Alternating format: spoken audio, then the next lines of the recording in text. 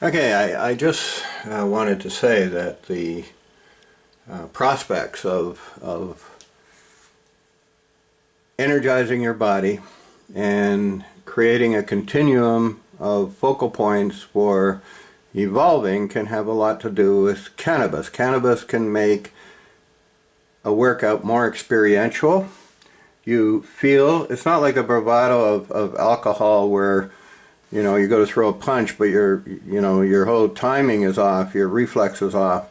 You can find a groove with cannabis, and that groove can be the ultimate expression of your relaxed and focal point. If you look at gyms in California, Mike Tyson, other gyms, there are gymnasiums springing up there with a cannabis-based culture.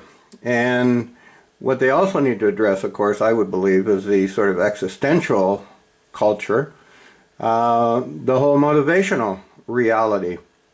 We're getting physical, and that physicality of brain plasticity as you fire and wire, it is, after all, undeniable. Absolutely undeniable, in the sense that, maybe I should put this over here. I didn't know I was going to talk so long. It's undeniable. The taxi drivers in London whose frontal cortex, grew physically. Piano playing, if you imagine it, same as doing it. Practicing basketballs, you can improve just by imaging, practicing basketball shooting. And the physicality is always there, as it is if a placebo cures cancer or something else. The point is that plasticity creates physicality. If the frontal cortex of the London cab drivers has to build this whole labyrinthian thing of London streets, then that makes it physical. People can get stronger by imaging. The problem is, because of what I talk about the spectrum, is metaphor, analogy, allegory, all these things are at one end of the spectrum. Male extreme syndrome is over in the other, and one can get caught into a sort of jock talk, try harder thing, when really what you need to do is you have to let it come to you. You have to let the fluidity of that reality be important to you and be an important focal point, and that can come with the motivation of the right brain, of the experiential quality amplification that can come with cannabis. I was going to read a section actually from Mark Lewis, neuroscientist, former drug addict. You can look up some of his descriptions of the cannabis, what it does in terms of freeing up the entanglement of, the either-or sequencing of a very disparaging and undermining reality. And then there's a personal element. It's kind of weird, but a month after I was diagnosed with my hernia and then queuing up for surgery, I think I mentioned it was 2 months ago today that I had the surgery. At any rate, I bought an Audi convertible, only a $12,000 car, so not an expensive car, but it looks like an expensive car, because it's a classic. It's a beautiful car, and the color, sort of gold brown, and roof just a titch darker. But I almost felt ashamed to get into it the first few times, like as if I was putting on some kind of front that I don't deserve, this car, because I've driven older cars. And the point being that there's a dismantling psychology, and you can, that's a snake eating its tail, particularly in terms of left brain, because left brain can only, do this gateway reality, this sort of binary recognition. At any rate, I'm going to look at a little bit of my workout. It has to be conscious, but it's not my workout that's important, it's your workout.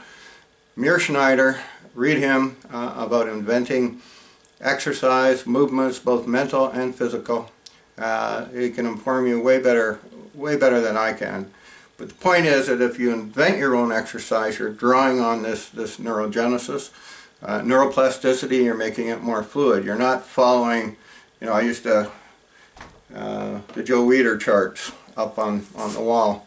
Upper body, 3 days a week, lower body, 2 days a week and the whole chart process. But also, you know, there's a fluidity that goes beyond the prescriptive categorical frames of reference, because you want to fire and wire your neurology, your neurological map, and you want the ascendancy of things.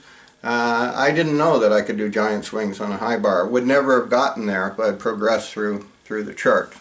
So sometimes one can make a quantum leap in terms of one's own self-understanding, self-appreciation, you know, the undermining psychology. You want to give unto Caesar what's Caesar's, you want to pay it some mind, but you don't want to get caught in something that baggages you out. That's the albatross around your neck. And I'm going to switch over to this. You know, like I've said before, old age gets a bad rap.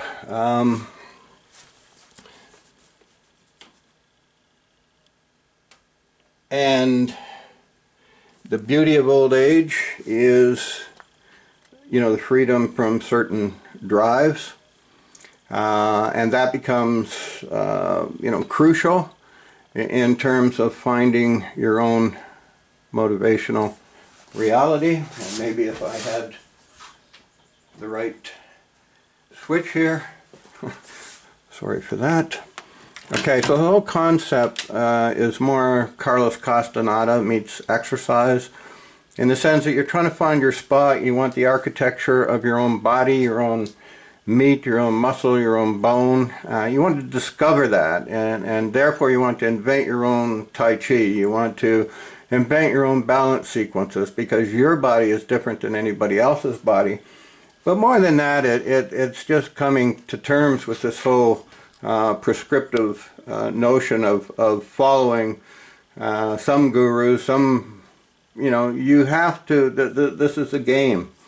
Now, particularly, my wife was watching Tom Hanks in Castaway, and there's a similar thing, you know. All of a sudden, all his stimulus is gone. He's got to invent a new reality from scratch, and quite frankly, his scratch's bottom line is probably even less inspiring than our, you know, stuff. And the prospect of what one discovers in oneself through one's own inner balance and physical repertoire of movements, you know, for me it's important because I turned 71 in Paris, France last August 21st. Beautiful to have that experience in Paris, France. I mentioned in the movie Flaneur, which is a movie about us being in France. So turning 71, I come with some pre-existing conditions in terms of my back. I was scheduled for back surgery in 2011, had MRI, CAT scans to suggest that that's what I needed, and the same surgeon was, I was fortunate beyond fortunate to get in queue with Dr. Fazel at Sunnybrook, neurosurgeon. But then as things approached, I decided to get away from the idea and just exercise my own plasticity and try to see what I could do. And pulling that off, because that became the issue. I had, you know, imaging of little guys going up and down my spine and pulling up nerve fiber and cleaning my disc with a toothbrush, and then with power tools. And a lot of it is the power of the mind. It's the mind awakening to the mind, and the mind saying, okay, so cannabis, you know, expands the region of the imagination. One can then more easily transmigrate or migrate a whole firing and wiring thing. And a lot of the beauty of it is it just sort of goes from thought to thought with, you know, a complete randomness. And that's why, you know, the whole idea of somebody being a space cadet, because they've allowed their mind to get away from this entangled, embedded reality that we get wrapped up in, and it consumes our gravity, our creativity. It sucks the life out of us, and one has to renew on, you know, in this existential realm, what it means for the body. And for me, it's moving the body very slowly. you know, my feet, using them as all those bones and muscles. You know, there's so many places that I can lean just around my feet and moving slowly. And it's the conscious exercise by, you know, traveling with your mind into the body so that you do an exercise more slowly. You don't do isolated exercises necessarily, like curls and tricep curls and shoulder presses and so on. You try to intermingle that, try to get the muscle between the muscle, because the accent muscles, without the fluidity, it becomes an issue, and as does the prescriptive training methodology, because you can, you know, somebody can train out at the gym every 5 to 6, you know, 5 o'clock to 6 o'clock every night. And then, you know, go home, watch TV, have a beer, his friend's stuck in the driveway, he goes out, pushes the car and has a heart attack, because we can become rhythmically conscripted to a pattern. So you want to mix it up for neurogenesis, neuroplasticity. You want to, you know, juggle, put everything up in the air. It's that you know, contradiction of assumptions that also becomes important in developing the contours of the brain, the neurological map, and how those features are going to help or hinder you moving forward. You know, a cannabis platform enlivens the imagination, allows one to get into role. That doesn't mean one should abuse it. One needs to develop one's own criteria for what one can handle. And some people, it is going to no doubt make them psychotic. I started shaking the first time I had it because I was a very religious sort of kid growing up.